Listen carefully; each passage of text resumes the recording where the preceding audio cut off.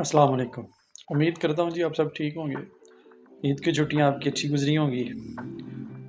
कि रवैया जो है जो हम डेवलप कर रहे हैं वो रवैया क्या है?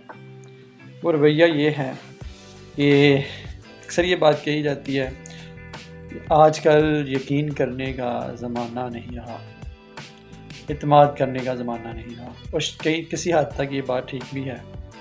जिस तरह आजकल जो रेशियो है धोखा देने की वो बहुत बढ़ चुकी है। तो लोग एक दूसरों से किए हुए वादे तोड़ देते हैं, लोग अपने रंग रूप चेंज कर लेते हैं, बातें चेंज कर लेते हैं, वादे भूल जाते हैं। तो ऐसा बिल्कुल मौजूद है माशरे के अंदर और किसी हद तक ये बात ठीक भी है।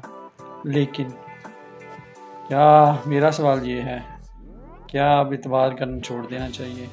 क्या यकीन करना छोड़ देना चाहिए?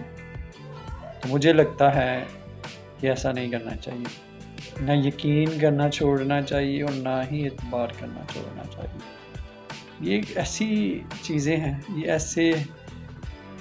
ऐसी सोच है जिससे इंसान की पर्सनालिटी के अंदर अच्छाई पैदा होती है, इंसान के तल्लुकात में मजबूती आती है।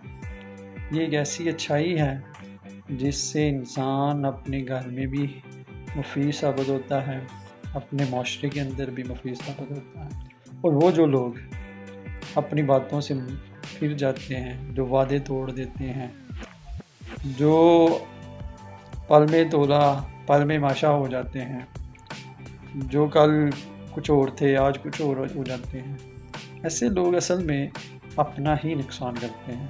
हो सकता है फॉर टाइम भी कुछ लम्हों के लिए वो किसी को नुकसान पहुंचा जाएं, लेकिन अगर आप ब्रॉडर सेंस में देखें, लॉन्गर टर्म्स में देखें, तो नुकसान उनका ही होता है, किसी और का नुकसान नहीं होता। तो मेरा ये ख्याल है, मेरा ये ज़ाती राय है कि हमें ना ही यकीन करना छोड़ना चाहिए और ना ही एतबार करना छोड़ना चाहिए। इसके साथ मुझे इजाज़त दें। अल्लाह हाफिज़।